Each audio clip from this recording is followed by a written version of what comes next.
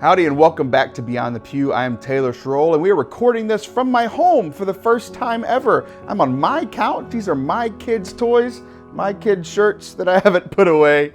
And today I want to talk to you a little bit about another family, the family of Abraham and what they went through and the covenant that God made with him to become a great family, to become this great tribe that God made a covenant with. The first thing that I love about the story with Abraham is that there's no preface. Hey, Abram, go that way. He's like, where am I going? He's like, doesn't matter, just go. And Abraham goes. He trusts this God who he's never heard from before. He doesn't know, there's no backstory, nothing. He just goes. It's a big moment of faith, and that's why he is called the father of faith, and that is faith that, Lord, I want to emulate. And I've very often struggled to do so, but very much something that we would like to live up to. So we're talking about the covenants. So God makes a covenant with Abraham. He says, I'm going to give you land, I'm going to give you many descendants, and I'm going to make them a great nation. There's a couple of problems with this. God just made Abram move away from the only home he's ever known, and you can't have many descendants that become a great nation if you don't have any kids. Abraham is also quite old at this time, and so is his wife, but saying wives are old is not a thing that I should be doing, but the Bible said it, not me. So God makes this covenant with Abraham and says, I will give you all of these things. All I need from you is your obedience. And Abraham's like, sweet, I will do my best. So God makes this promise to them. And whenever Abraham's wife hears this, she laughs because she's like, this is crazy. I'm old, he's old. How is this going to happen? Are you sure you heard from God? Like, these marital debates that I can just imagine what that conversation was like.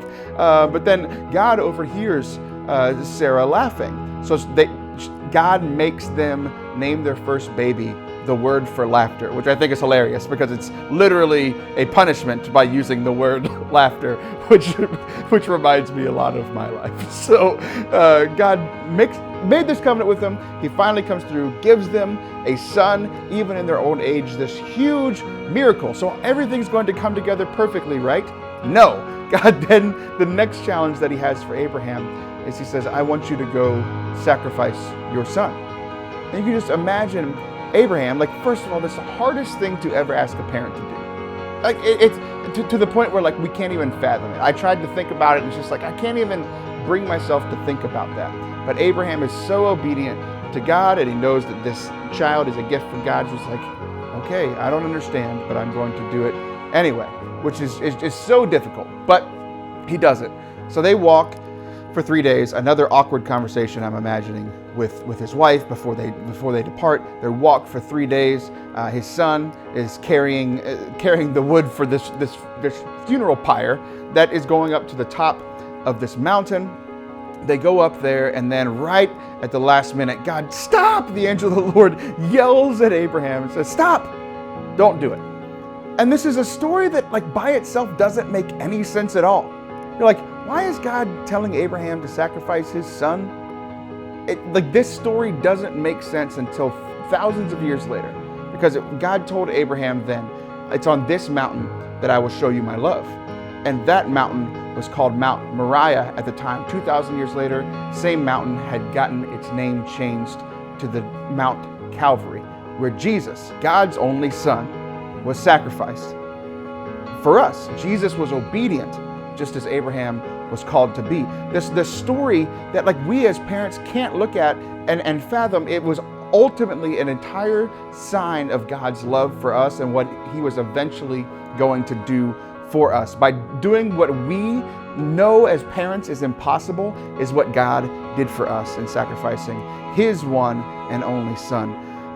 So we see a bunch of similarities here, like there was a lamb caught in a thorn bush. That's Jesus with the crown of thorns. We see it was literally the same mountain.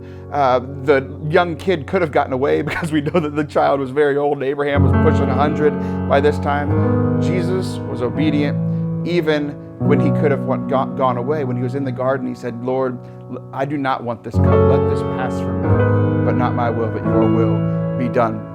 So this call to obedience that we are all called to, that we can mess up in, just like Abraham did, all of our great leaders in the Old Testament, all of our great saints have all messed up. But the good news is that in this promise, God still wants to give us these things. And he knows that we are imperfect and we are going to mess up. You're going to mess up. I'm going to mess up. Your kids are going to mess up. But he ultimately knows that he was going to send his son Jesus to fulfill all of these promises to us. So this is Beyond the Pew. Thank you so much for watching.